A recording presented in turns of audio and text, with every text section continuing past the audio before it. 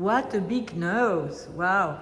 So tell me, what's the link between Picasso and Guston? Is it really a nose? I don't think so. This is about the connection between Guston and Picasso in 1937. Guston is part of an exhibition organized to protest against the civil war in Spain.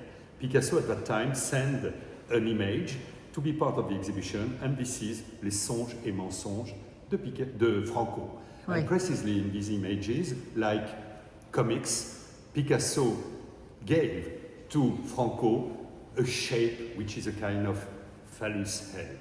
Okay. And years later, Guston reminds these drawings. We are sure he saw them?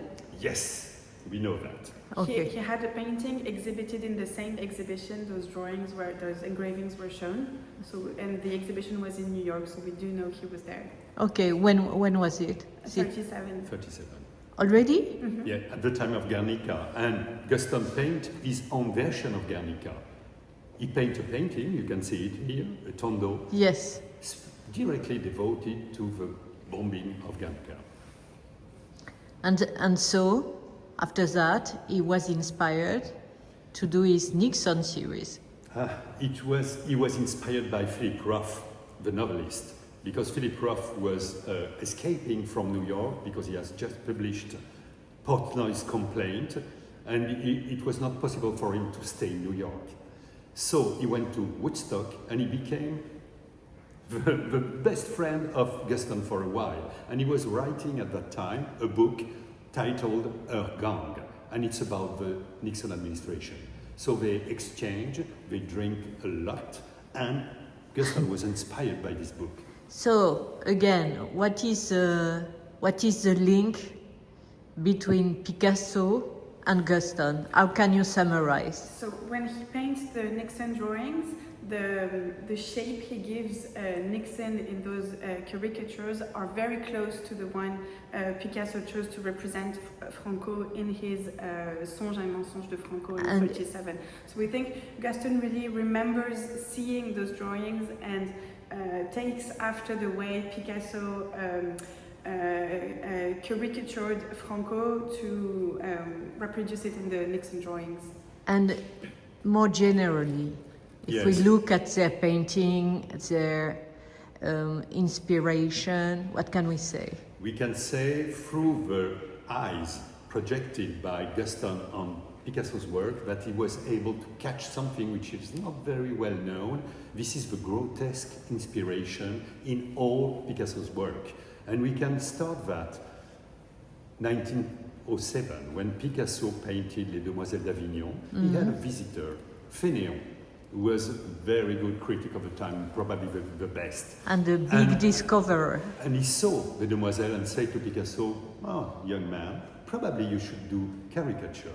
And he was right, because he felt at that time that there is a grotesque inspiration in this painting, which is supposed to be the step to the modern art, abstraction and everything.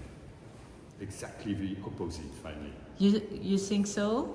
Yeah, I agree with this. And in one of the rooms of the exhibition, we're showing Guston's abstract work from the 1950s, 1954, 1955. And on the side, we're showing caricatures he did at the exact same time to show that this grotesque and caricature style is actually constant throughout his production.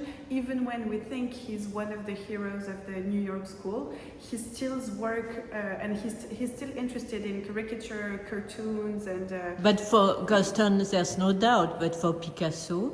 And in Picasso's work, it's also something, I wrote something about this in the catalog. It's not something that has been much studied, but it's actually something that's also quite constant in his work.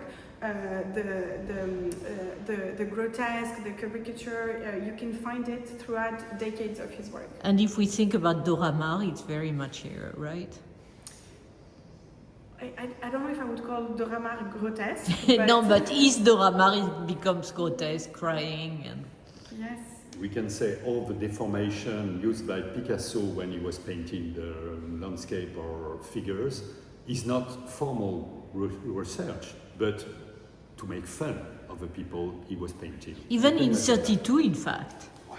32. with Marie-Thérèse. Yes, and at the end with the Mousquetaires, it's a kind of Yes. picaresque demonstration. And so the exhibition is driven by this idea? Yes, I think the exhibition is partly driven around showing the Nixon drawings, but also showing the way Guston is interested in this specific Picasso, the grotesque and the curators by Picasso, which is not what is most common in the artists, in 20th century artists who've been interested in Picasso. Merci beaucoup. Merci, thank you.